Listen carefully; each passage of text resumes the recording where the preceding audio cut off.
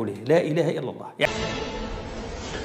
تثير قضية الاعتداءات ضد الأطفال قلقا بالغا لدى المنظمات المعنية بحقوق الطفل، وتبث الفزع في قلوب ملايين الآباء والأمهات.